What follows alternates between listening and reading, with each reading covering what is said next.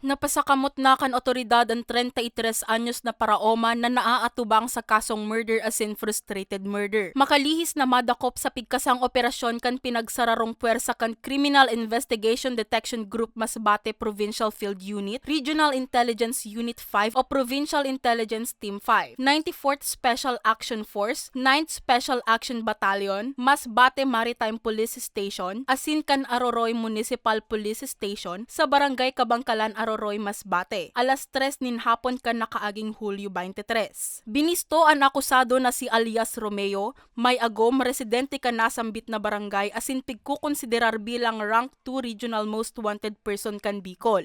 Nadakop ang sospek sa kusog kan mandamiento de aresto na pigpaluwas ni Honorable Mayflower D. Tabige Logarta, ang presiding judge kan Regional Trial Court 5th Judicial Region, Branch 44 Masbate City, para sa kasong murder na mayong rekomendadong piyansa asin frustrated murder na may rekomendadong piyansa na 200,000.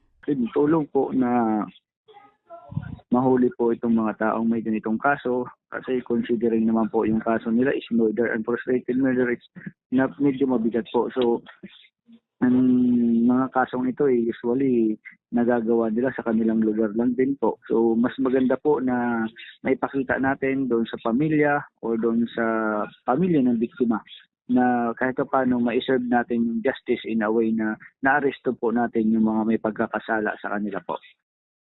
Sa Dimasalang, Masbate, arestado man ang sarong wanted person sa pigkasang operasyon kan Dimasalang MPS, Police Intervention Unit Masbate Provincial Police Office, 502nd Mobile Company Regional Mobile Force Battalion 5, asin 1st Provincial Mobile Force Company sa sarong ospital sa Banwaan, mag-aalas 9:30 nin banggi kan nakaaging Sabado. Binisto ang akusado na si alias Ka Bentong, 29 anyos, may agom asin residente kan barangay Kalabad kan nasambit na Banwaan. Basado sa impormasyon, haloy nang nagtatago sa lay ang sospek alagad sarong impormante ang nakabisto sa akusado mantang naka-admit sa nasabing ospital, asin tulos na ipinaabot sa kaaraman kan otoridad.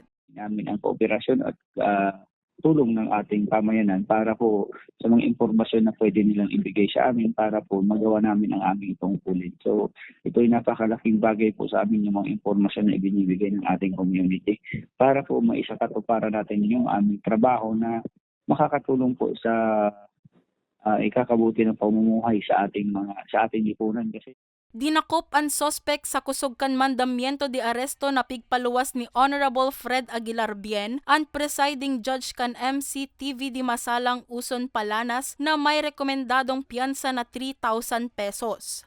Pigsasabi man na miyembro ang akusado sa Platoon 1, Kilusang Guerrilla South, Sub-Regional Committee 4 na pinamamayuhan ni Rogelio Suson alias Manong. Sa presente, nasa Masbate Provincial Hospital pa ang sospek para sa iyang medikasyon.